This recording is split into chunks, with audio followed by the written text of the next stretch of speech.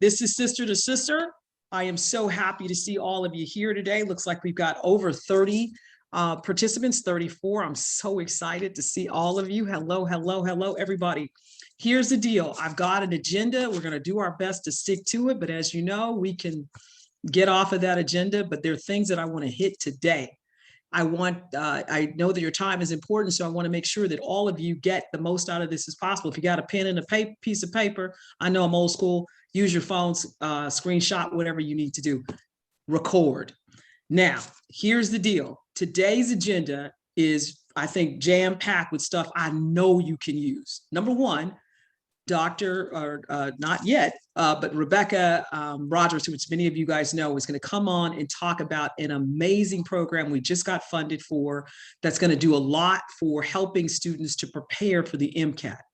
It's not free, but it's pretty low cost. And what's going to happen is you're going to, if you decide you want to be a part of it, you're going to sign up. She's going to tell you the logistics of that. And then with that, you're going to show up consistently and get the information you need from experts who know the game. Yes, it is a game of how to do well on the MCAT. So that's going to do so much more for supporting your application. That's number one.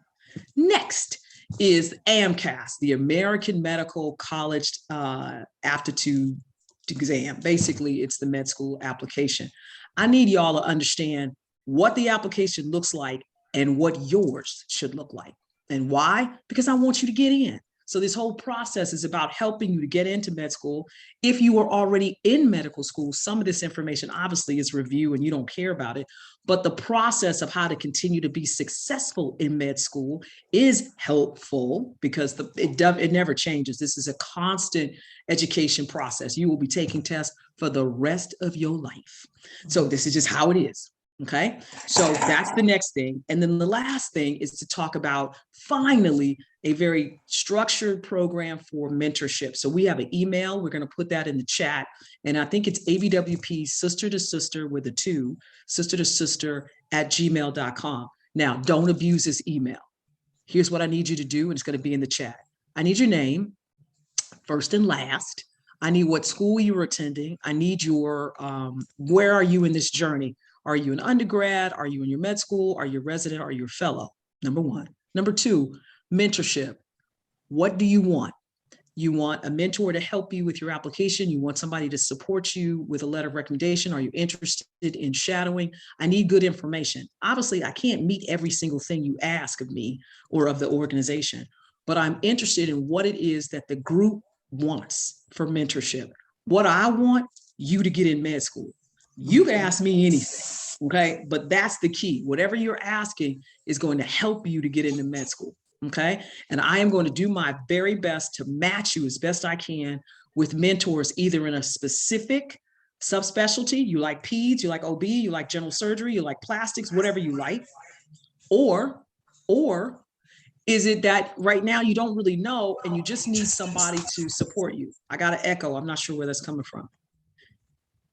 Everything about the Association of Black Women Physicians is a sisterhood. So you can't be it if you can't see it. So we're already Black and female. Woohoo! So you got that. So you're going to be able to see people that are doing the things that you want to do. Now, let's go further. What else do you want from this? I'm going to make my mentors work hard and educate them on what it takes to get into med school. Again, they got in, but I got to help them with the new stuff. And then they're going to give you that tutelage to support you in your application. And of course, these are people that I hope that you will establish a relationship with, that you can talk to, that you'll feel like you can say some things that maybe you couldn't say in a group, that they will love and support you as future colleagues. All right. And the last thing is, that's it. Okay. So those are 3. All right. We got 50 minutes after 3 o'clock or 3 o'clock. Then that's 30 minutes to just ask any question that you like about whatever it is that you're talking about. And we're going to be sharing the screen real quick so that we can do it. Does that make sense? So I'm going to hit it for maybe about, Rebecca's going to do maybe 10, 15 minutes or so, depends on how long. She may even take some questions, and then I'll go another 10, 15 minutes, and then it just depends, all right? But I do respect your time. We're supposed to be finished at 3:30, and yes, we will continue to do this consistently every single month. I pledge to you that I will be available to make it happen. I wish I could be consistent with which exact Saturday or Sunday to do it, but it will always be on either a Saturday or Sunday at 2 p.m. It's usually the fourth or last weekend of the month because that helps me with my call schedule. As many of you might or might not know, I'm an OBGYN and I don't always know my call schedule more than 3 months ahead of time. So I can't like know what's happening in November. Okay. All right. And Rebecca, I saw her. So where is young Dr. Rebecca? All right, there she is. Okay. So what I want to do is I'm going to make you co-host too, so that you can have access to the screen. And I am going to go off camera. Okay, Chanel, do what you can to help Rebecca if she needs help. And I am off screen, although I will still be not on mute, so I can talk if you need me. And bye-bye. So hello, everyone. As Dr. Hines mentioned, I am Rebecca Rogers. I want to clarify, I am not a doctor. I never intend to become a doctor at this point in my life. I went to medical school. I chose to leave medical school because I don't want to be a physician. So that's just my story, but I'm very passionate. Being in medical school gave me a lot of understanding of the difficulties that people face. To give a little background of my experience specifically, my dad's a rocket engineer and I grew up not really needing anything. And also my primary example of a person who was in science was my father. And my mother was also a biology major in college. So my understanding of science was very different because my role models were people who looked like me. And I didn't really understand how much of a difference that makes in your ability to have confidence more than anything on in command over the knowledge that you actually do possess. I have just kind of always had that confidence, but as I grew up, I went to Spelman for undergrad, and when I was at Spelman, I met a lot of other Black women who looked like me, who were just as intelligent as me, but I was able to recognize that because they didn't have the same background that I had, they did not have the same understanding, that they had the same power and confidence, like they had the ability to have the same command over the information. And it caused a lot of them to have difficulties, not only on tests themselves when it came to their anxiety and just their self-perceptions of what they were able to do, but even beyond tests within school when it came especially to the MCAT and other standardized tests that other students took. It made them a lot more self-conscious and they had less self-confidence to be able to know that they knew the information. I think that a lot of the times, especially Black students, get a perception that they genuinely don't necessarily understand. And so you might have the correct answer, but because you don't understand why you have the correct answer, you're not able to have the same confidence. Having gone to Spelman, I also realized that a lot of that difference comes from a cultural difference. And because science has often been crafted from the eyes of white men, a lot of times it's just literally different for us to be able to understand it because we're not white men for the majority of us. That's kind of why we're drawn to organizations like the Association of Black Women Physicians. And so I've developed an entire fully comprehensive MCAT prep program that goes through every single topic that will be covered on the MCAT, but I have made it fully culturally competent for the Black experience. I specifically identify as a Black American descendant of slavery. And because of that, my experience as a Black person is different than somebody who may be an African immigrant to America or somebody who identifies differently than how I identify. So my program is fully comprehensive, but it is from the lens of me, not the lens of a white man, which is the majority of what scientific information and education is presented through the lens of.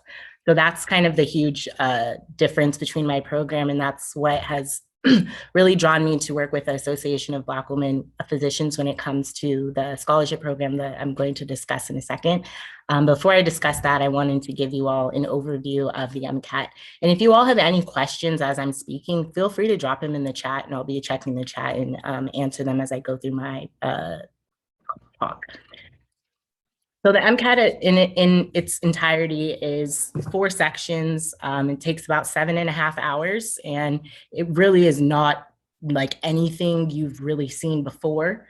A lot of students think that the way you study for school exams is the way that you study for the MCAT, but you really aren't. I don't know of any school exam that is 7.5 hours and as extensive in the information that is required for you to not only understand, but be able to integrate and adapt into new information and new situations. I don't know of any other test like it at that point in your education. So it really does require a shift in your ability to think and your ability to answer questions. The MCAT is also not, there's no open-ended question on the MCAT. It is all multiple choice. So a lot of it is also about the ability to eliminate incorrect answers and get closer to what is not able to be eliminated. A lot of the MCAT is not going to be a easy answer. It's going to be, these are wrong because, so I'm choosing this and moving on.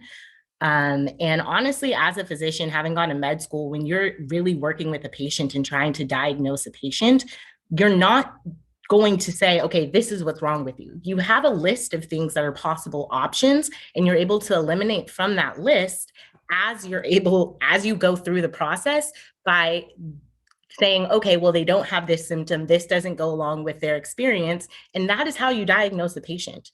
That is really the adaptation that is required for you to have like your mindset to be a doctor. And that is why I'm really passionate about the MCAT. I think a lot of college education, you can deal with a lot of different personalities that may not necessarily allow you to thrive. But the MCAT is really like an isolated experience. Not to say that there are not like, going back to the whole, I made an entirely comprehensive program based on the Black experience because I understand that science can be racist sometimes. I also understand that you do still have the capabilities of understanding it if it is presented to you in a manner in which you can actually understand it. And really, when it comes to working with our patients, I think Dr. Hines and Dr. Slowly and so many other physicians who are associated with the Association of Black Women Physicians, they're role models and examples of physicians who are able to be more or less interpreters for their patient population. They're able to relate in a way that their patients are understand that allows their patients to have trust in them. And it's not because they're saying all of the correct things in the scientific terminology. They're able to do the translation. So it's absolutely beneficial that you have a different experience that is not the traditional experience that we think about when we stereotypically think of a physician. But it is going to absolutely be to your benefit when on the other side, you are a physician working with your patients. So that's something you really have to remember when going through the MCAT and just not getting overwhelmed and frustrated, remembering that your difference is your benefit. It is not in any way going to be a detriment to your ability to perform. So the MCAT, 4 sections, there's the biochem section. All of the sections are 95 minutes. The 3 science sections are 59 questions. The CARS, which is critical analysis and reasoning skills, that section is 53 questions in the same amount of time, 95 minutes. The difference being because on the science sections, which are the bio and biochem, the chem phys, and the psych-soc sections, all 3 of those sections have freestanding questions, which are just rote memory. They're asking you, for instance, which of these is an example of nociception, and you have to know the answer, things like that. I specialize in the CARS section, and so that's really where my passion is, but I also majored in biology in undergrad, and my dad's a rocket engineer, so physics is something that I do, and I'm really interested in culture and differences of experiences, so that's where psych-soc section comes through. So for me, sorry about that. So then answering the scholarship. So that's kind of the overview of the MCAT. I will get a lot more into depth if you actually join the program. There's a lot of different offerings available. So if you have any questions about that afterwards, also feel free to email me. I'll drop my email in the chat. But the scholarship. Rebecca, yes. 2 seconds. Rebecca, what I'd like you to do as best you can. I want to tell everybody that yes, we have funding for the program, but there will be a small amount of financial investment that the students will have to make. Why? Because when you invest in something, it's important to you. If you thought it was free, you have a tendency not to be as invested. So yes, there will be investment by the students, and I don't know how much it is, but it's not that much. And then you are going to be required on a very structured program to show up to the Zoom classes or virtual or whatever she's doing. It's not whatever, she's going to be virtual. Okay. And there's a formal professor that's going to help. And it's really pretty consistent with what you would do if you went to maybe a Kaplan, but it's going to be very specific for what we need you to be prepared for. So give them a little bit more detail like that, not too much, obviously, because why do they want the program if they could get it for free, right? So we're just going to give them a little bit of a taste, and then we're going to move on. I'm going to say probably another 5-6 minutes. Quiet. Thank you for that, Dr. Hines. So yeah, to also to clarify, you will be required to give $100 per month.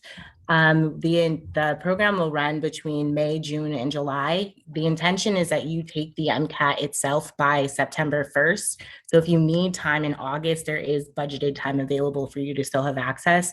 The majority of the funding for the program is going to be for 10 hours of one-on-one individualized tutoring with someone who has already taken the MCAT and been in medical school.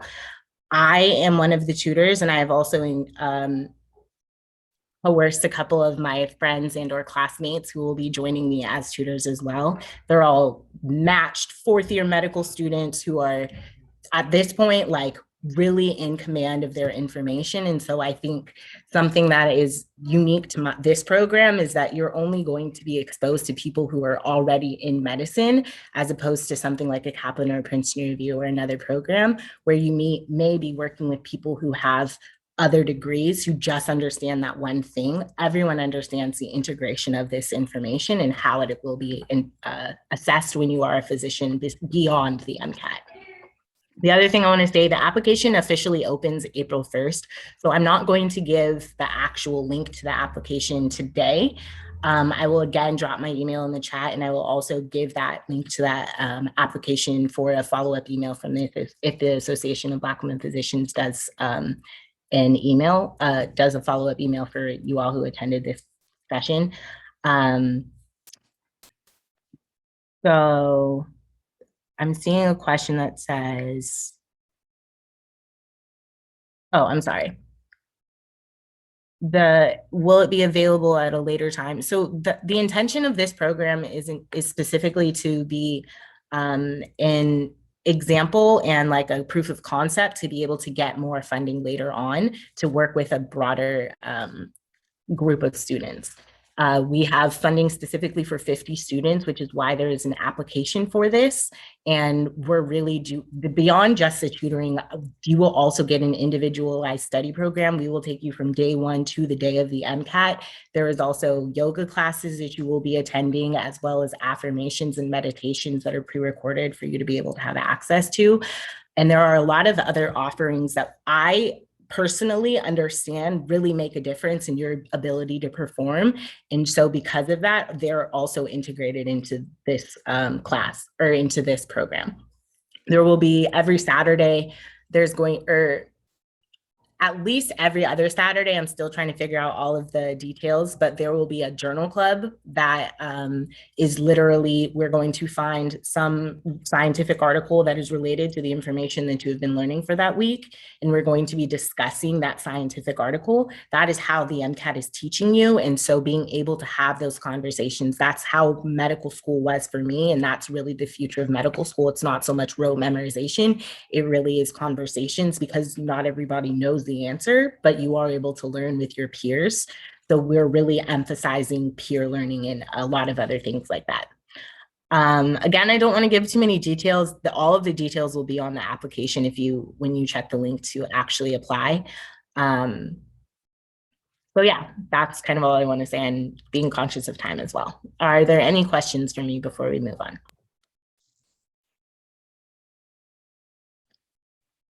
Excellent, Rebecca. I loved it. I think you came from your heart. You spoke about your experience. And I think that that's so very important in this. Thank you. That must be Swilly doing stuff in the background. Thank you for getting that kind of information out there for people so that they can see that, Rebecca was my student back in the day. She's still my student. And she chose to take a different pathway, but because of she's so talented, she is giving of herself to show you what I call the game of how to get through the MCAT. And so I think that that's so very important. I go through so many applications where I can see that these people clearly are hip to the game, but what it really means to be a physician and to have the empathy and the caring and the comprehensive view about that the patient's diagnosis, that the care of the patient is most important, even when you don't have an answer, even when you don't have a cure, that you are the strongest advocate for the patient and that you care about what you're doing each and every day. So that's that. All right, here we go.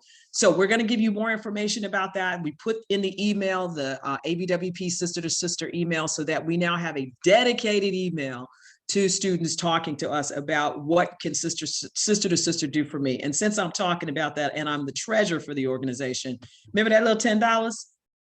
This meeting itself is worth $10. I know it is, but it's only $10 a year to be a member of the organization as a student. I encourage everyone to make sure that you pay your $10. Okay.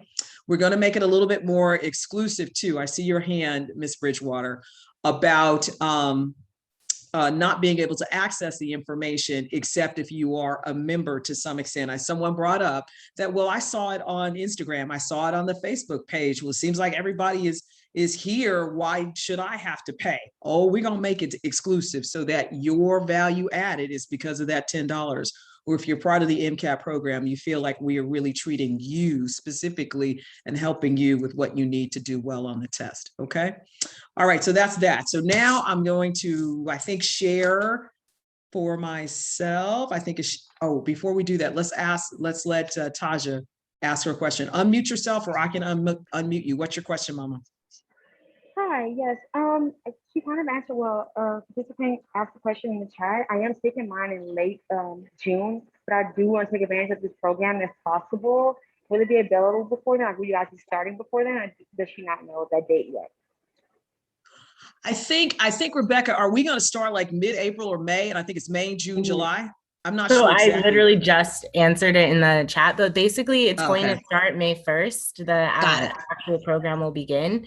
And so I also don't want, I want to let you all know that you can start signing up to take the MCAT for July through September, April 21st and 22nd. So please put those dates down because dates fill up really quickly.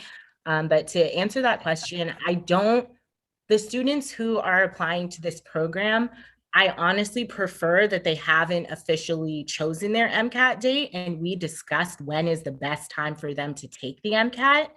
I think a lot of students think they need to have an MCAT score in before they can submit their primary application, and that is not the case. You have at least 6 weeks, if not longer, where your application is just processing, and you need to be optimizing that time to study. So if we, after having a conversation with me or another one of our tutors, you come to a mutual decision that you should be taking the MCAT earlier, yes, you are still available. You are still eligible to participate in the program. We may discuss whether or not you get all of those hours, because I don't know if you getting 10 or 15 hours in 1 month is you putting enough of the onus on yourself to be studying. Yeah. So I will just give that caveat. Got it. Back in the olden days, it was 8 hours a day, 6 weeks straight. Okay. And obviously some of those hours you had to go pee, maybe you had to eat, I don't know. But 6 hours a day, 6 months at 6 weeks, 8 hours a day, you can do it. Okay. You'll be tired. You're so sick of studying, you don't know what to do, but that's a very intense way to do it. That was the little bit of the template, and we spread it out because I'm crazy. That's what I did, but that's how it works. And to some extent in the formal post-bac programs, which my wonderful colleague, our assistant, will put up here, are some of the best programs in the nation. And that's how they do it. MCAT preparation will be part of a formal post-bac program.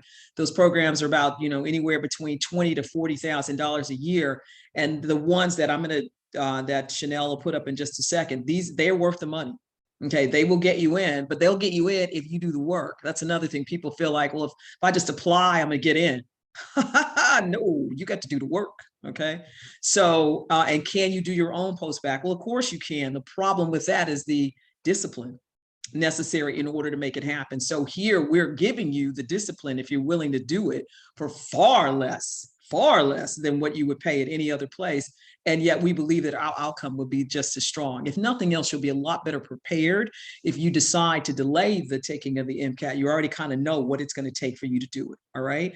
So here we go. So I'm going to start now. Let's talk with the AMCAS.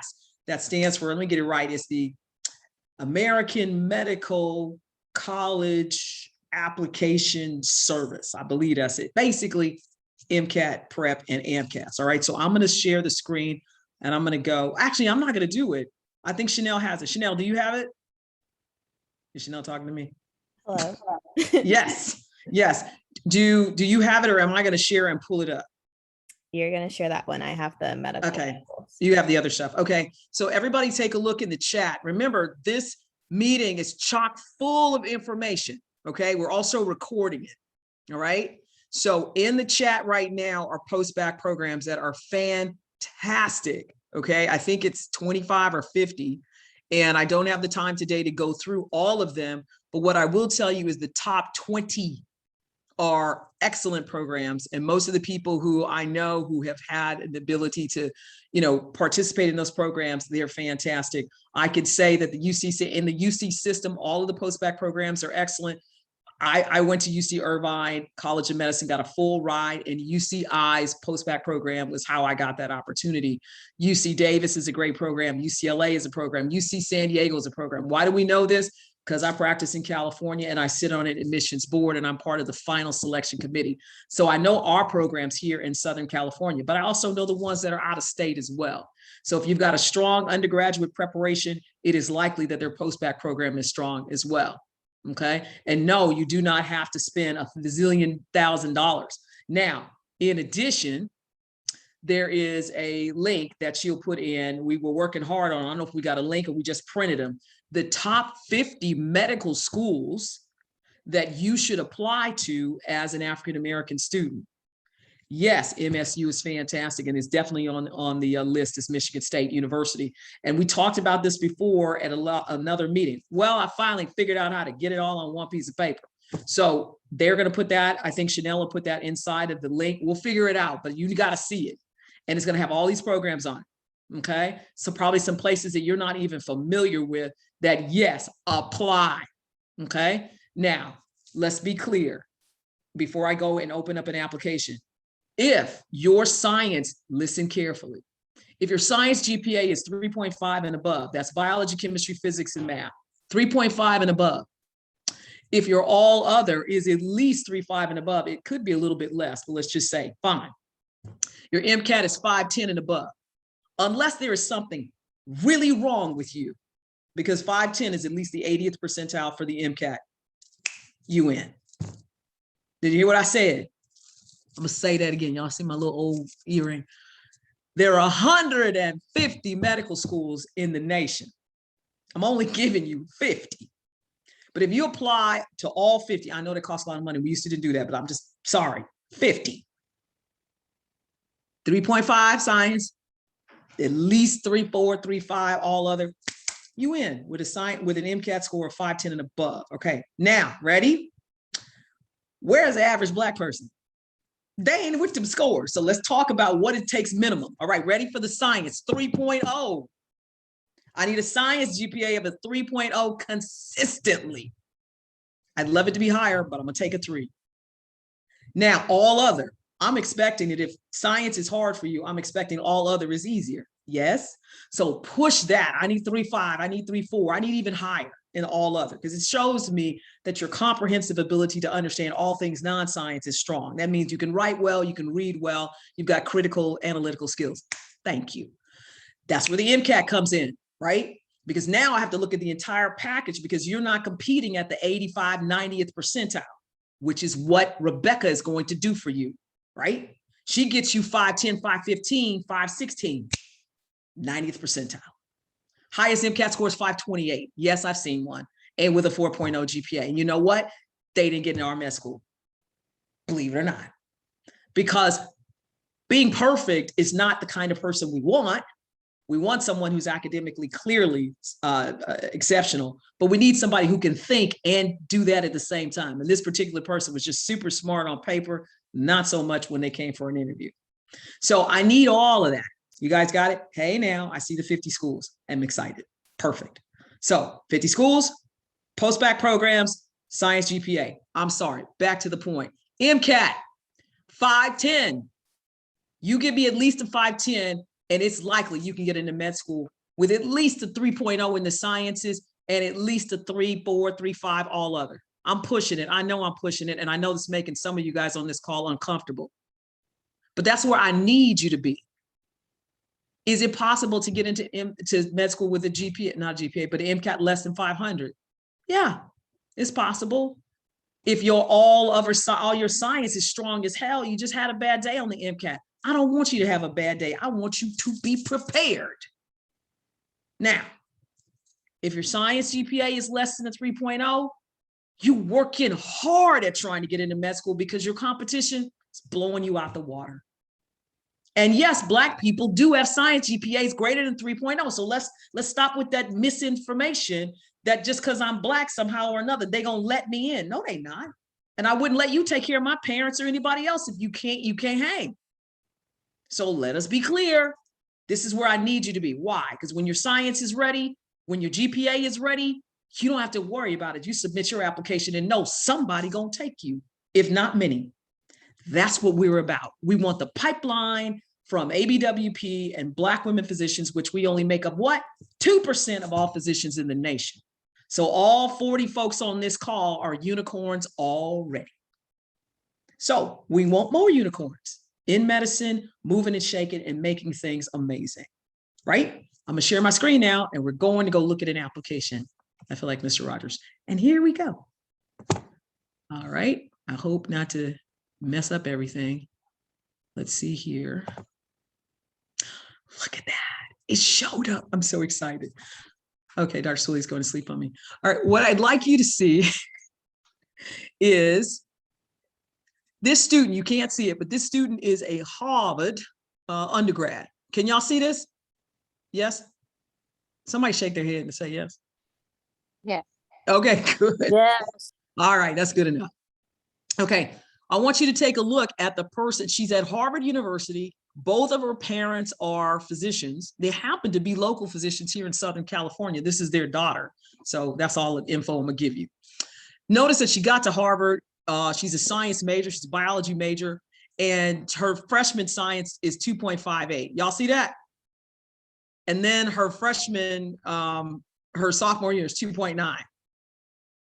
You feeling like what we know, right? You're like, oh, mama, you trying to go to med school? What's wrong? She gets to her junior year. Do you see that? That she goes from 2.9 to 3.77. That's huge. And she didn't do it by taking easy classes. She went from basic biology and basic chemistry that kicked her behind to figuring out what she needed to do with regard to studying, decreased the number of hours, no 16 unit classes, only 12 hours, did the best she could, and then got to 3.77. In senior year, she took a lot of softer science courses, but she still took some very difficult organic chemistry advanced courses and said, whew, this is hard. But she felt like because of that 2.5 and that 2.9, and I don't blame her, that she did not think that her application was going to be as competitive, even coming from Harvard. So she went to a post-bac program and she got almost straight A's. And she was 3.67. Y'all see that? So this is what we call an upward trend. That means you started from the bottom, now we're here. She showed that I didn't quite understand what I was doing. Maybe I was partying, maybe I was doing whatever I was doing, but now I'm ready to go. I am ready, I am focused. And then how do we know, is this really true? Is this a reflection of her two parents being physicians and she got a bunch of tutoring? We don't know. But then she took the MCAT, and let me see if I can find her scores. She took it one time and she got a 512. 512 is 85th percentile. That's good enough. Take it, you're done. Do you see her all other? She think them classes are a joke. History, whatever she taking. She's like, this is just too easy, all right? And she's doing fine, okay? So this is a very solid student who can read and write well. She had a rocky start with her science. She did the best she could, and she decided, I think I'm going to need a post-bac program, and did exceedingly well. Okay, so I'm very happy, and look at her. Okay, so now let me say this. She was not as competitive at Kaiser School of Medicine. I gave this student the highest score I could give, which is a 9 out of the 10. But there were still other people that didn't, they were like, I don't know if she can really manage because she needed a lot of support. I think that's BS. But remember what I said, there's 50 schools. I know this student is in. I know she's in. I don't know exactly the school, but I know she's in. Okay. And so that's one. Now I'm going to go over here. Let me see if I can get out. I'm not sure if I sent it to myself. I don't think so, but that's that. I wanted to show you a little bit more about the application, and I'm not sure if I have it. So I'm going to make it easy and stop sharing and go back. Okay. So now someone's asking questions. I'm going to send myself the information that I sent to my work computer, and then I'll be able to show you more of the application and what it looks like. But in the meantime, it looks like some people have some questions, so I'd be more than happy to answer those questions. It's 2:42. We got good time. And let me take a look over here in the chat. So it says, Danielle Willem. Uh-oh. So, somebody asked about Rebecca. Yeah, there it is. Yeah, 518. Remember what I said about 510? So 510 is the 80 of whatever percentile. 518 is the 90th percentile. I think it's even higher. I have to look it up. The average GPA to get into Kaiser School of Medicine is 3.7. And the average GPA, MCAT score is about 517. 30% of those students right now that we offered admission are Black. 17% are white. And then there's lots of other diversity there with the Asian students, the Indigenous, Native Americans, Asian, all of that. It's amazing. The class is amazing. We're praying, given all the issues we've had at Kaiser. But why do I say that? Because I'm no different if I was sitting and reading applications at USC or at UCLA or at UCI College of Medicine, which I've done. Same people, same applications, right? Reading through, trying to get a feel for what that school wants. Because UC Irvine might say, I think we can really support this student. And even though they have a science GPA of a 3.2, that they have an MCAT score of a 505, I think that they've got what it takes. They've gone through the post-bac program here. I think they're going to be fine. Let's give them an opportunity. They're in. Okay. So these numbers are not hard truths. They are just benchmarks that you are going to work towards with what I think some of the absolutes.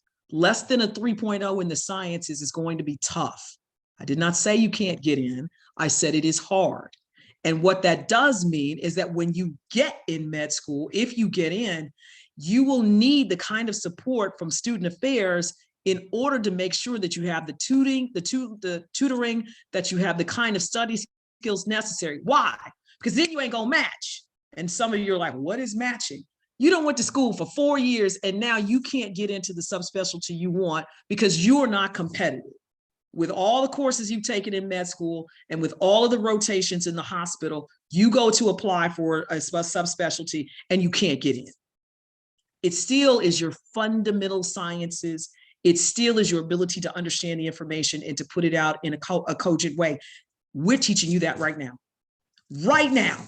so that if you've already got it, we're just going to enhance it. If you don't have it, I hope you're willing to learn. Okay. Now there's another question. And Danielle, what do you do when you're feeling overwhelmed? Dr. Hines, can I Yes. say something? Yes. So this is what Danielle was asking. I didn't go into direct message. I left it in the general chat because that's something that is a common feeling and a common experience that a lot of people have, especially on something with such high stakes as the MCAT. And so one thing that I mentioned a little bit on the, and Danielle, you can keep it in the DMs if you want to. You don't have to be out here sharing your life. I appreciate that, but like, you don't No, have to. honestly, I have no issue with that. I just wanted to like, oh no, I don't want to bother everyone with my issues. So I was like, No, let me this just- is not Problem. your issue. This is, I promise you. This is even everybody's on issue. This, yeah, like even on this call, 3 other people on this call right now have emailed me with similar questions. So like, this is not just your issue. Promise. I was one of them, Danielle, so I'm here with you. Who is that? Who is that who just spoke? Danae. Yes, see, didn't even have to say her name, but she is one of the people who I'm talking to about this very problem. So Yes. thank you for speaking, Danae. So Okay, now- one thing that I mentioned on my that I am incorporating into the program, and it's something that I'm going to have to figure out. I don't want to just have to be exclusive to the 50 students who become recipients of the award. I want it to be open to other students. Is I have somebody who is developing yoga classes. She's a Black woman. She's a fully trained yoga person. And all of the classes that she are developing are based on specific topics from the MCAT. So for instance, stress is the topic you have to learn for the psych-soc sections. She's developing a 50-minute yoga session that is around you being able to manage your stress. And that is something that we're going to be offering consistently. They're going to be live and recorded. And I think that that's not like, yoga is not the only thing, but I think that when you are able to understand how those experiences, you feel them physically when you're not under stress, you're able to better incorporate them when you are in a stressful situation, because you know those triggers a lot sooner. And so being able to experience other things in life that will give you similar, like, your sympathetic nervous system is your sympathetic nervous system. What activates it is very different, but that experience of your sympathetic nervous system is very similar. So the way in which you can adapt yourself to be able to deal with those emotions is going to be a similar strategy no matter what experience you're in. So that's really why I emphasize yoga and things like that. But I think when it comes to the MCAT, you really have, Danielle mentioned that she will switch to another topic or do something else. And I think that that's something you really have to become aware of, is your power over the MCAT. The MCAT is not in charge here. When you're in Chem Phys, you are only being able to do Chem Phys questions. But if you're in a physics passage and that passage specifically is tripping you up a lot, you don't have to stay on that passage. You can move on to a passage that you actually understand and know a lot better, build yourself back up some confidence, and then go back to that passage that was a little bit more difficult to you, because you also have a renewed mind to be able to adopt a different way of approaching that question or doing that passage itself. So I really love that you talked about switching up what you're doing.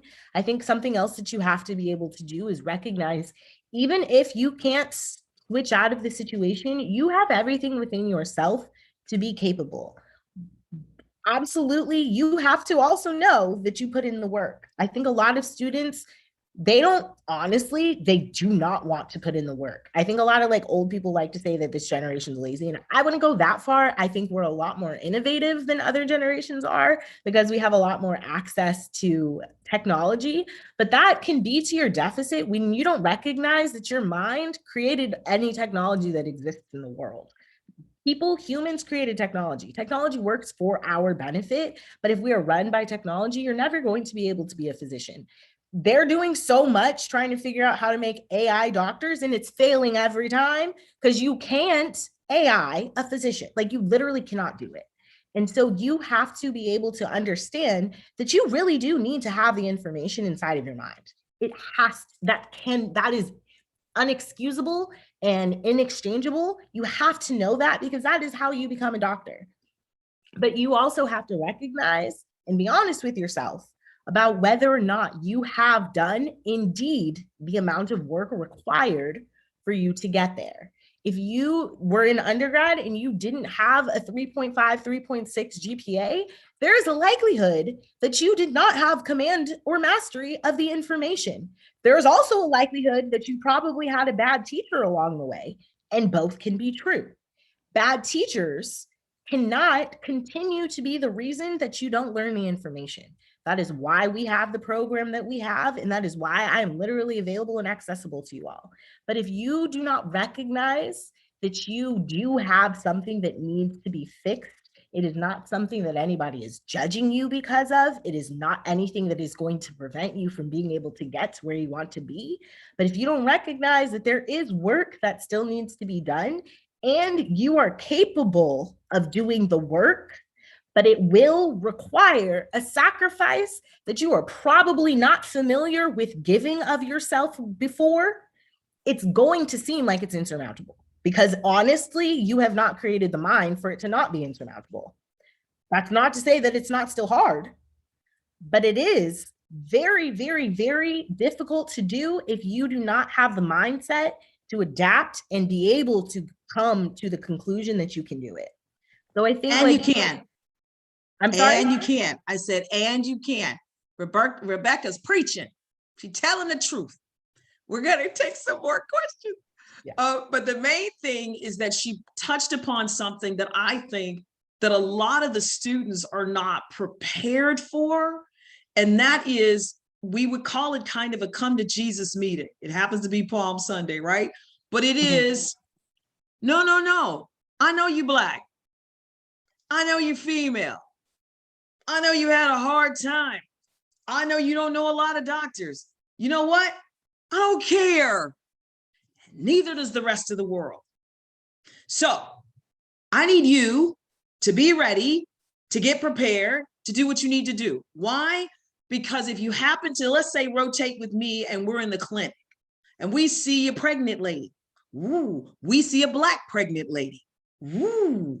So we see a Black pregnant first-time mom, 30 years young, who's 250 pounds, lives in the inner city, has an intermittent job, is on Medi-Cal, and you tell her, I think you do better if you just lose some weight before you got pregnant. But since now you're pregnant, this is what we could do. Lord Jesus, right? First of all, as we talk about maternal morbidity and mortality, if you've got a patient in front of you, what do? As a physician, you're going to learn, you meet them where they are. You have a patient in front of you that you know and it can anticipate that hypertensive disease in pregnancy or gestational diabetes in pregnancy might be a problem. Just as if she was non-pregnant, that diabetes and hypertension is much more likely to be an issue for her than if she were normal weight. Add on top of that being a Black woman and having to deal with whatever she's dealing with in society that clearly she's been eating stressfully with at 250 at only 30 years young. And you've got some issues you got to deal with. Oh, by the way, she's pregnant.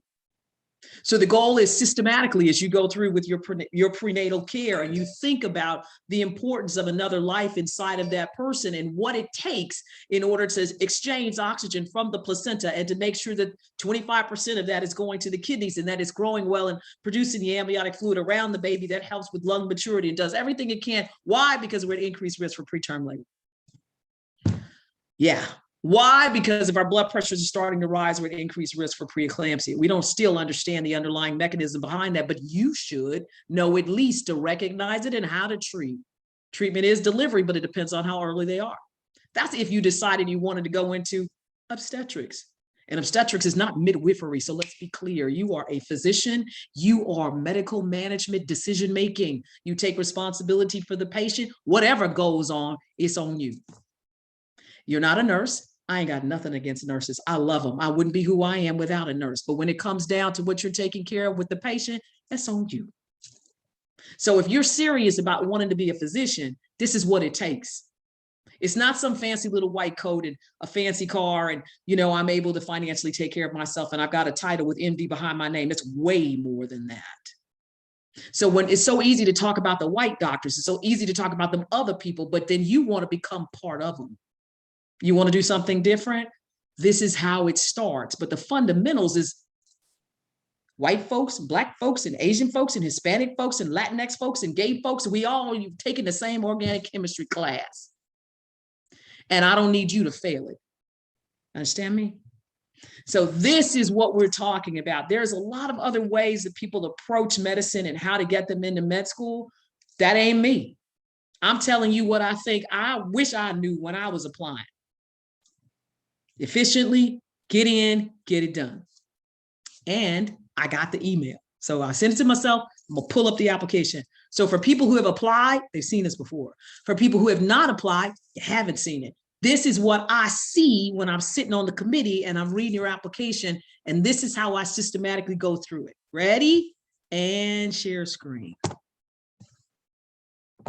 All right, here we go. I hope you guys can see this, all right?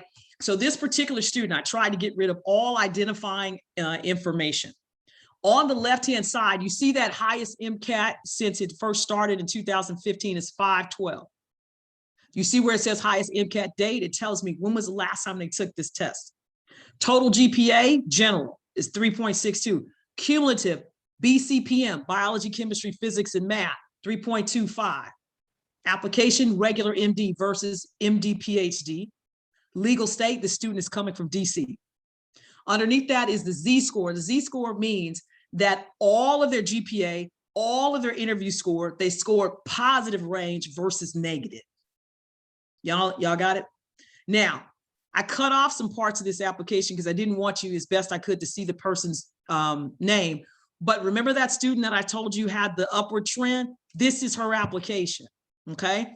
So there's a secondary. Let's talk about secondary. Secondary means what is particular about this med school. They send you questions after they get your application, and they're deciding whether or not they want to interview you. Please don't blow this. Please don't fill it out as if, you know, well, oh, I'm excited. I got a response, so I'll just answer the question. No, you answer those secondary questions the same way with the same kind of intensity as you did your application. You figure out what's unique about that school. Why do you want to go there? Not because this is the first people or few people that said yes. Why do you want to go there? Okay. And don't tell them it's because it's good weather. Shut up with that. You want to talk about what is unique about that school, the research about that school, what you think you could bring to the table. All of that's in the secondary application, right? It is enhancing and it's more specific than your general application. What am I showing you? The general application that goes out to all what? 50 of those schools I told you to apply to. Now, somebody in the 50 is going to send you an application because if you're part of our program, hello, I know they're going to send you a secondary and you're going to fill it out. And this is what happens. Full application right underneath it gives us a lot more information there. So I'm just gonna, I have to screenshot this. Don't get mad at me because it is kind of janky, okay? Just work with me. Okay, so this part right here, I want you to notice that a lot of people, they use this to assess your application, okay? How many people in your household? That's 4, that's your mom, your dad, and maybe 2 sisters or 2 brothers, whatever. But if notice down there where it says family contribution, I know you can't tell, but you see where it says 90%? That tells me that this is somebody who does not have a socioeconomic difficulty. Mom and daddy then gave them 90% of the money that they needed. You understand me? Now notice if you look up, you can't quite see it, but it says academic scholarship 1% versus financial need-based 0%. Student loans. Many of you on this call might have 50%, 60%, 90% in financial need-based, right? Because your parents are not a Harvard, lawyer who is a homemaker, hello, and a bachelor's degree with a lawyer who is the daddy, right? No judgment, just saying. What that means is that this person will not get the benefit of the doubt on economic circumstances that they had to work every day during their education. Okay, so if their grades aren't strong, the people on the committee are going to ask this very simple question: why not? Y'all hear me? Okay, so as I go further up, here is Harvard University. Here is Harvard Extension, took some courses. And then there is, she went to University of Maryland and did a post-bac program for only just a few months, it looks like, but did a total here. It was with Extension and with the University of Maryland. And then also, of course, remember, this was the same student who figured out what was happening in that 3rd and 4th year. Okay. So as you start to look, take a look at the extracurricular activities. Remember, some people say, I don't have enough volunteer work, or I don't, it's COVID. I didn't have enough exposure with shadowing. I just want you to see, don't nobody care. Just make sure that if you're interested in wanting to be in medicine, all of your extracurricular activities or the things that you can do are consistent with wanting to go to med school.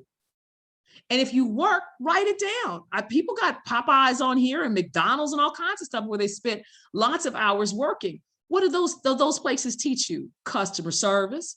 They teach you to deal with difficult people. They teach you all of that.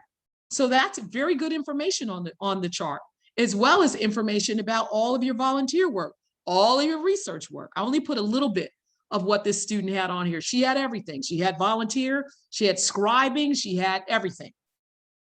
And then the last part was the personal statement. We talked about this at the last Sister to Sister, so I won't belabor it, but I need a strong statement. But I want you to know, how much time have we spent this entire Zoom talking about grades and MCAT? All of it. When did I just get to the personal statement? Now, can I tell you that that's exactly how your application is assessed and evaluated? They can't get past your MCAT and your science GPA without looking at all the details. If they look at it and it looks good, first thing up, personal statement. Letters of recommendation. Everybody that you ask to write you a letter of recommendation is going to say that you walk on water. We believe it. But we also believe that if someone is not writing you a strong letter, please don't waste their time or yours. It will hurt your application. Okay? I needed to shine. I need the people who like you to write like you glow. I need your personal statement to be written well and no typos. No typos. There's enough technology out there to make sure that there's sentence agreement, periods and capitals, and no typos. Okay? And that was the last part of the statement. So I'm not sure if anybody's screenshotting this. Maybe you are, maybe you're not. But what I want you to know is this, the general information that this is what I'm looking at. Now multiply this times 26 every week. But I really love what I do, and I think that you guys are worth it. So that is the end of our session today. And now on to any and all questions that you might have from both the mentors. Remember, people who came late, in the chat, there is information about Sister to Sister, ABWP Sister to Sister at gmail.com. There's information. I need your name. I need your journey, where you are in this process, first year, second year, third year med school. I need good access to you. What is your phone number? What is your email, so that we have a reliable source to contact you? If you haven't paid your $10, please do so. If you can't afford the $10, please don't let that stop you. I get it. Just get around to it, because as I start to get a lot more focused on making sure that the information is value added, I am going to cross-check with the people who actually paid versus people who did. Okay. I always give you the benefit of the doubt, because I think that's reasonable. But if you've been coming and there's no $10, then I may eliminate you off the listserv, okay? Or at least recommend it, because you're getting a benefit and not at least contributing, okay? All right, I'm quiet now. The floor is open. I know that there are lots of mentors available on this call who might have some questions for us, not questions, but can contribute. I'm quiet now, listening. Yes. Okay. I'll go. Anybody want to talk? Yes, give it to me. So I'm Dr. Dixon, and I wish this program had been in place when I was applying years ago. Feels like decades ago, but you mentioned the point was brought up, how bad do you really want it? You're gonna have to work for it. I'm a living example of that. My grades, I went to UCLA undergrad, had to take OChem a few times, so I understand what the ladies are saying about struggling with that portion of the MCAT. I did do a post-bac program. And in that post-bac program, I worked my butt off, ended up with a 4.0. So when you say that, when you apply, they're looking at your grades, they want to see a trend. And I think I mentioned this during the last meeting. Okay, you struggled, but that's not the end. That's not where your story ends. You can change that. You have to put in the work. And when I got serious and really got down to business, that's when I saw the results. But because before, quite honestly, I was not putting in all the effort. And, I had to figure out how to master the information, which helped me in the long run with boards. Like you said, we take tests forever. There's always a test. So you need to make sure They're not trying to exclude you, trying to be mean. They want to make sure you can master the material so that you can take adequate care of patients, you know, and your critical thinking skills are up to par. So I just want to say, don't give up, but how bad do you really want it? You're going to have to work for it. So, and if anyone has any struggles or questions, I'm here, because I was not that straight A student. I was not at the top of the class.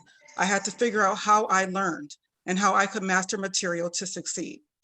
So you guys can do it. I know you can. All right, and I'll mute myself. I'm preaching now. Thank you, Dr. Dixon. Okay. I do have a question for Dr. Dixon. Yes. Hi, this is Taja Bridgewater. Like, unfortunately, I can't show my face because I'm a working student. So I'm at work right now, and my boss gave me the leisure to come back here because she knows how important this meeting was to me. But literally everything you just said is exactly what I'm going through right now. I'm learning how to study because I didn't have to do it. I'm literally learning how to sacrifice and how to really put medicine first. Can you give me like one of the biggest tips that maybe like make that transition maybe? Because I'm really struggling with that right now. You know, I feel like for me, a lot of that came with maturity, you know, because just because you're 22 does not make you mature and focused. Some people are. That wasn't me. After UCLA, I took a break from everything. I ended up switching my major to sociology. I became a third grade teacher. I had to figure stuff out. I went and pursued a degree in public health. And I did apply a few times, and I wish like I said, if I had this program, I would not have put my application in because obviously I was not ready. So once I, you know, decided this is what I want to pursue, I entered a post-bac program. I did not work. This takes sacrifice. I could not work. I moved back home at 24 years old. Oh my gosh. After being away on my own, doing my own thing. My parents were really strict. What time are you coming in? What time are you leaving? I mean, I had to deal with that. Okay. So I had to sacrifice so that I could go to Cal State Fullerton. That's where I did my post-bac. And all I did was work. I mean, all I did was study.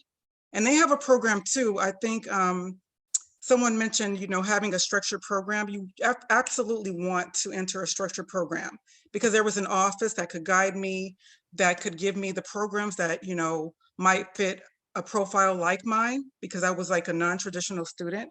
MSU has a great one as well. But I will say the sacrifice, you know, my friends were out there, you know, we're in our 20s, they're having fun. I'm in the library, broke. Okay. But it's worth it. I'm going to tell you, I love what I do. I'm a pediatrician now. I just started my own practice and I'm working. I mean, the struggle never ends. I'm working my day job and just launched my own practice. So, you know, you just got to sacrifice. I'm sacrificing now. I'm stressed, but you know what? It's gonna work. And keep that positive mindset. You can do anything. I am living proof. I promise you. If you saw my grades, you will be like, what? They let you in? They did not let me in. I had to work. Okay, I had to sacrifice. So if you want it bad enough, how bad do you want it? You will work for it. Okay, thank you. You're welcome. Excellent. And you know what? You can have my number. I'm available to talk because this is what I love to do. I promised if I made it, I would reach back. I would not be one of those just sitting up there like, oh, I'm so sorry. No, because my story is meant to be shared and I'm meant to help others who may be following the same path as me. Excellent. So, I would love that. Thank you.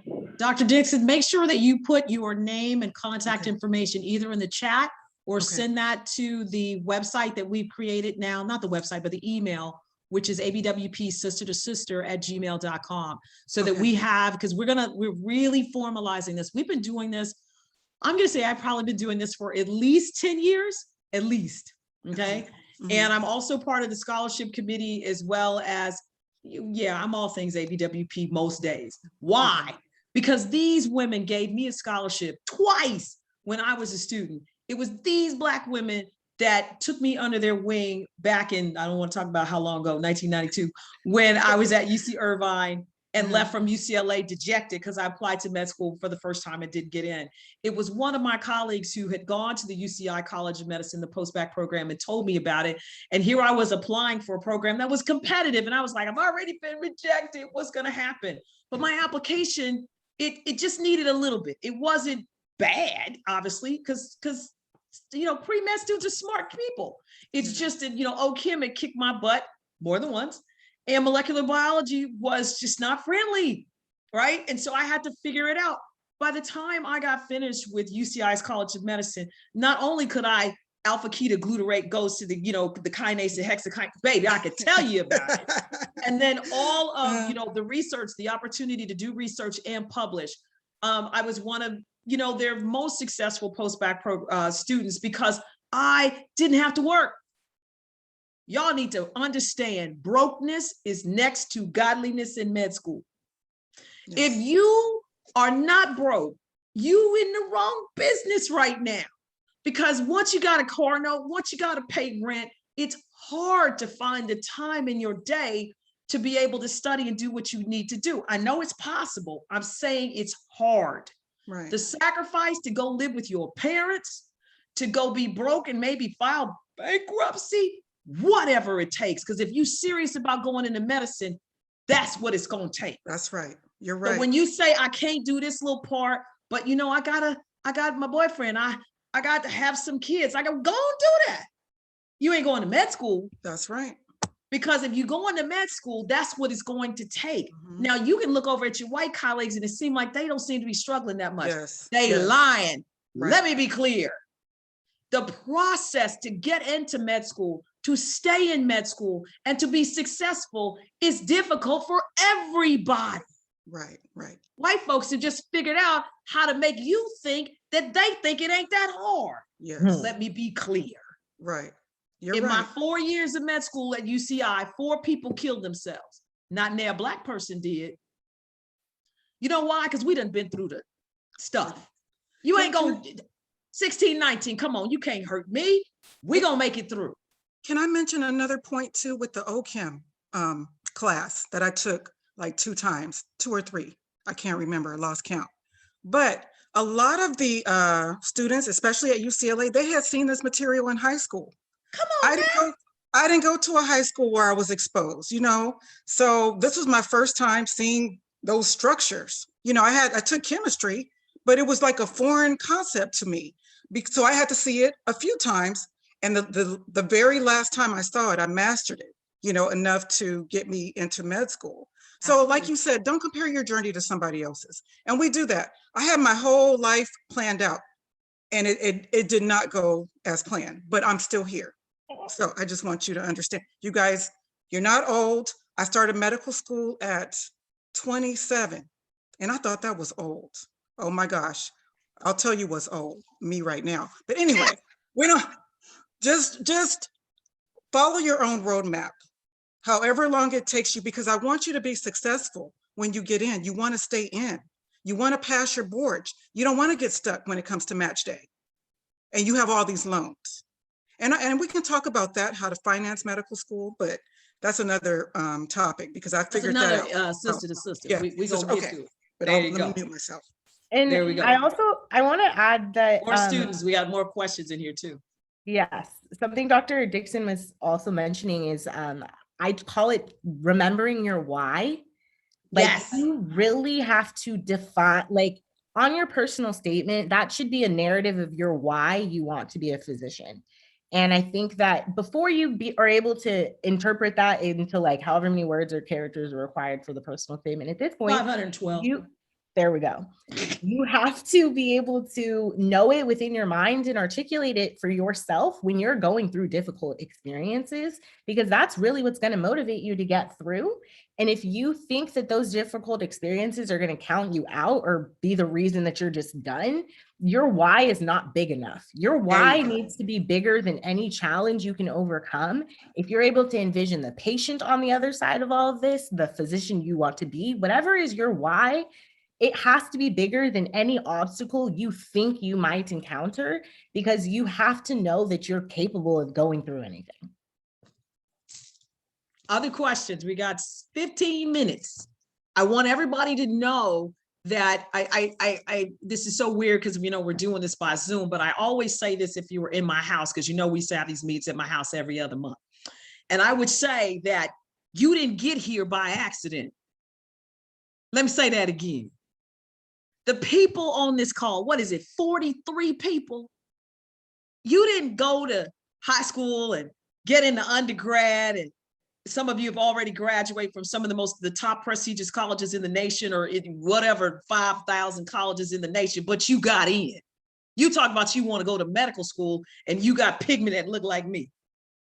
Didn't nobody give you nothing, and they ain't gonna give you nothing as you continue this journey.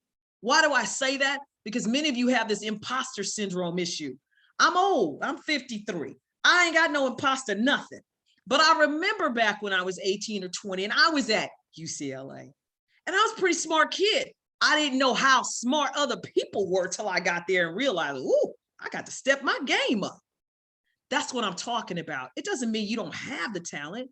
I don't care how many AP courses you took, but once you get down into the nitty gritty of biology, chemistry, physics, and math, it's going to test you, because it is difficult concepts.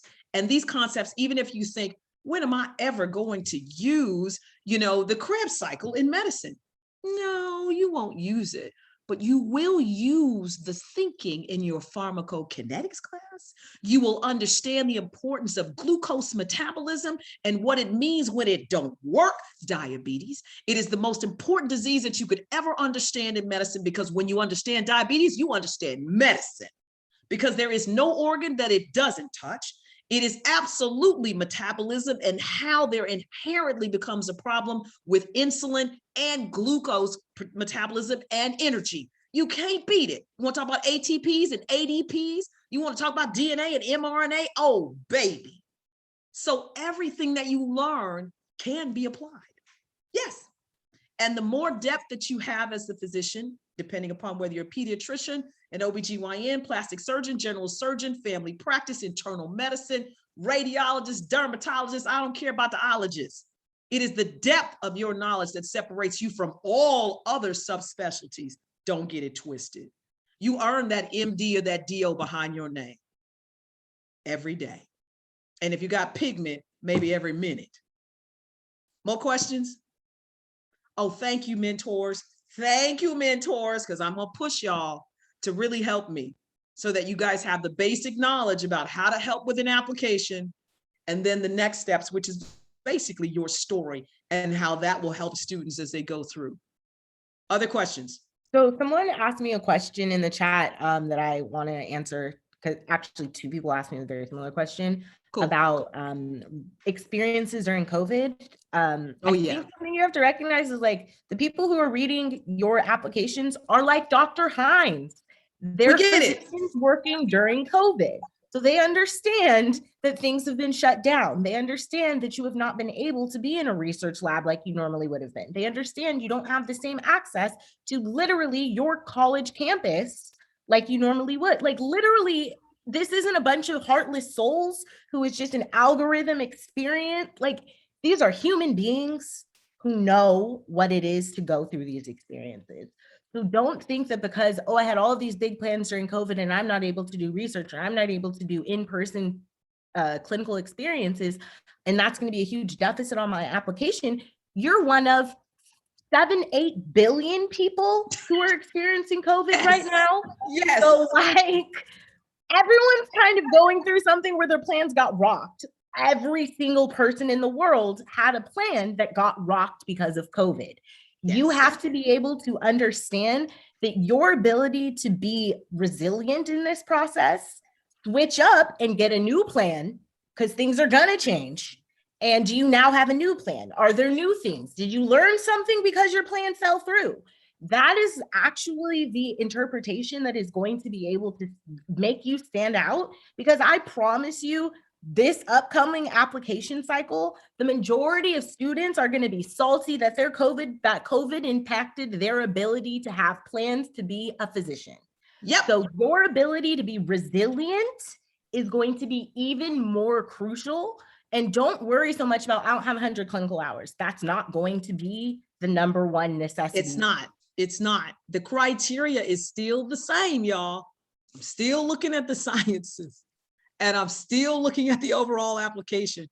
By the time, what did I say? By the time I get to where you telling me about all your hours of extracurricular activities and your letters of recommendation and your very strong personal statement, I've already been convinced that I think that you got what it takes. Okay. All you have to do is not make me think you crazy, honestly. Honestly, that's it. Now, I'm the final person. You've already had an interview by the time the application gets to me. So I'm either yes or no. That's it.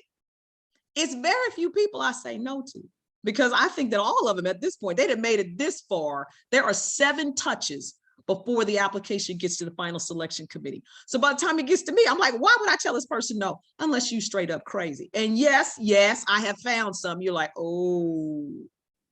And those letters of recommendation, when you sign off and say you release them, be careful. Don't get that letter to somebody and say, can you write me a good letter? You met that person one time, you didn't really do well in their class. You know what they're gonna say? I don't really know this student. They asked me last minute. Oh, Jesus, don't do that.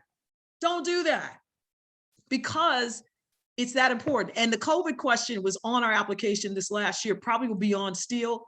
Please don't say, it kept me from taking my AMCAT. You know, it was so difficult, I just couldn't. I thought you said you want to be a doctor. Here's the answer. It was difficult.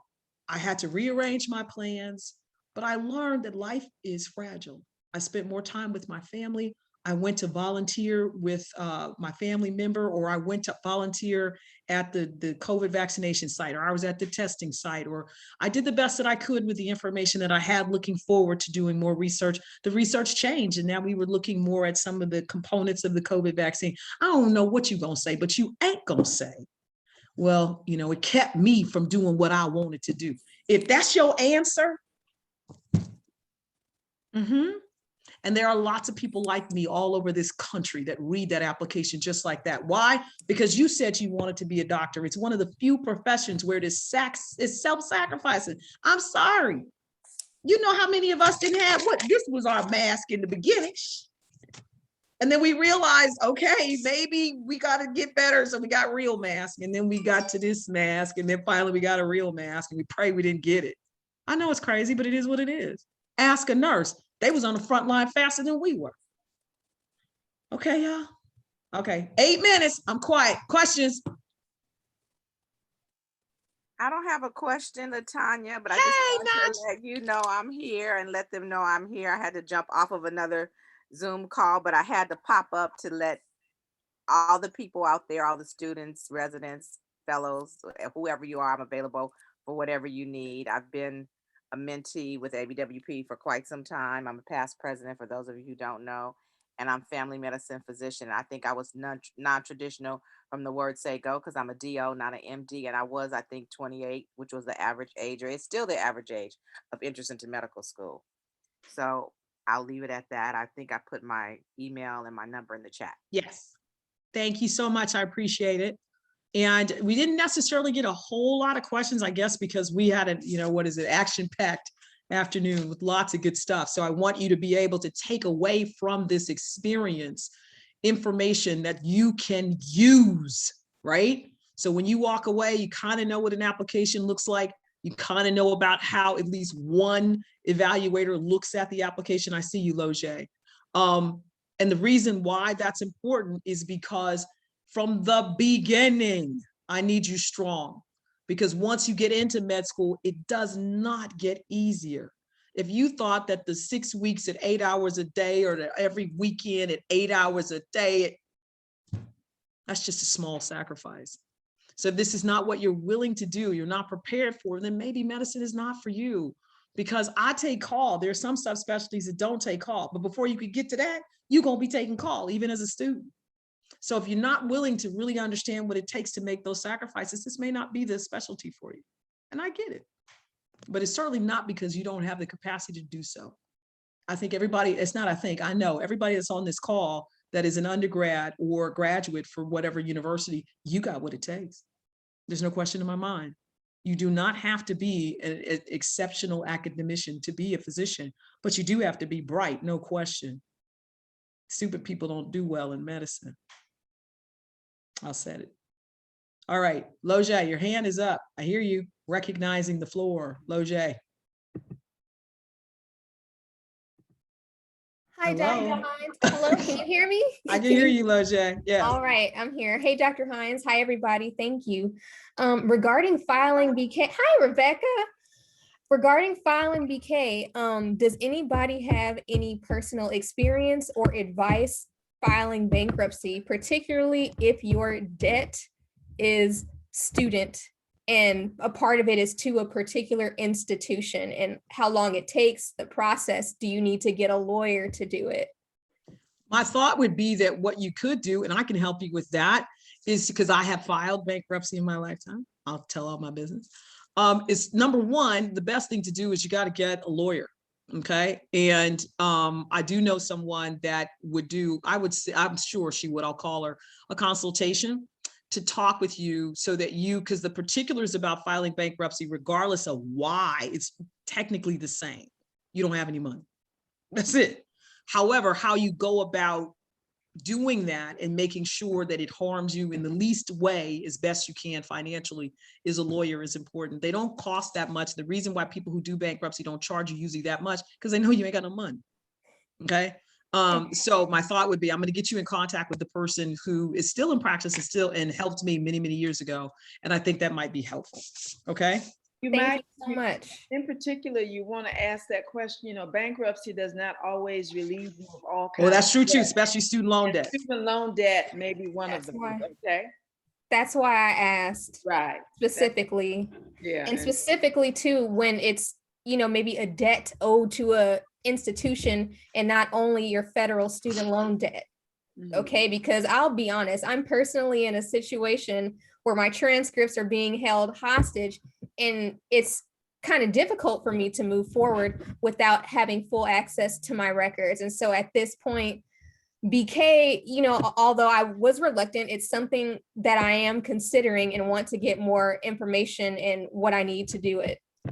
I think ultimately, especially with this sister to sister, it's not the exact place, but it's a great forum to try to get this information. We definitely can talk offline, but everything that you said to me, given that I know so many lawyers, this is a lawyer kind of situation. This is a cease and desist. This is, you got to send the letter. This is like, you got to get somebody to represent you and to say, this is what we're not going to accept, and understand the laws to that extent. You cannot do it for yourself. You're going to need a lawyer.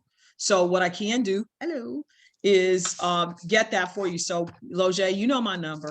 Please call me. And what I will do is contact, first of all, my best friend, actually I'll be seeing her today, is to ask her about this particular situation, because I haven't talked to you since it happened a while ago, and what would be the next steps. But I know it's going to be lawyer, lawyer, lawyer, okay, in order to make sure that you have what you need. Okay, doke. I see another question here. I had a classmate who was a professional ballerina before she ever took a college course. Your story and journey is yours, and you bloom when you are meant to bloom. Life happens, things change. Absolutely. Some of the most interesting applications I've had to read are students who were pianists, they were Google employees, they were IT techs, they were nurses, no question. A lot of nurses decide they want to go into medicine. They were, I mean, you can go into medicine and do anything. That's another thing too. You could become a physician and never practice a day in your life. That MD will allow you to do all kinds of things. One guy, it was clear that he was an amazing PhD at Google and wanted the MD behind his name because he wanted to launch an app. He was launching this app, and you could imagine with MD behind his name, there you go. So, and he's certainly smart enough to do so, blew that MCAT out of the water. That's the one I told you with the 528 and the 4.0. Of course he gonna get in. You know what I mean? Question is, did he have enough patience to last 4 years in med school? Because it will take 4 years to get the damn MD degree. You know, he seemed like he was like, I got to go, I got to go. But whatever. Someone says that they're 36. Absolutely.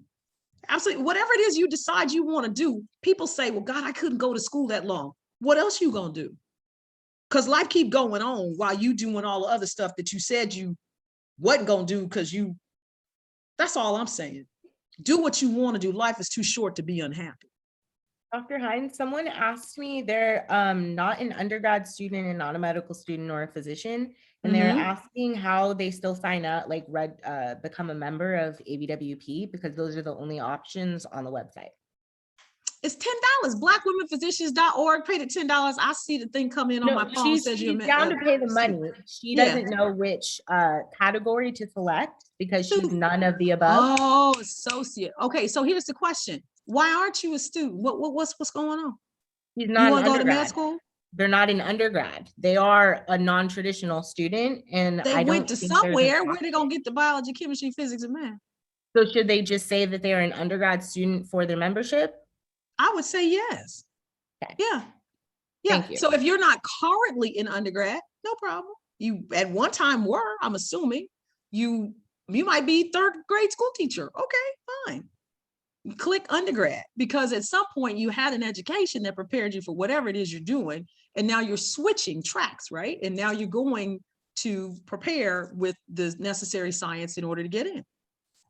Done. That's post-bac route. That was the original reason for post-bacs, was a post-baccalaureate after graduation with a bachelor's degree in order to prepare for the sciences or non-science career to help you. But what we find is that the students who were just not quite as well prepared with the sciences do very well with post-bac, because all they need is that little push, 1 year, a couple years, and they're ready to go. Okay. All right. Okay, good. That was my question. Excellent. All right. 331. Thank you, guys. I love that this was a pretty rich, 42. We only lost 2 people.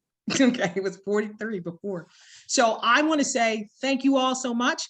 This is recorded. So I hope that you got good information that you can use. We're going to meet again. I forget when the thing is, but the students will be notified on both Instagram and Twitter. I always put it on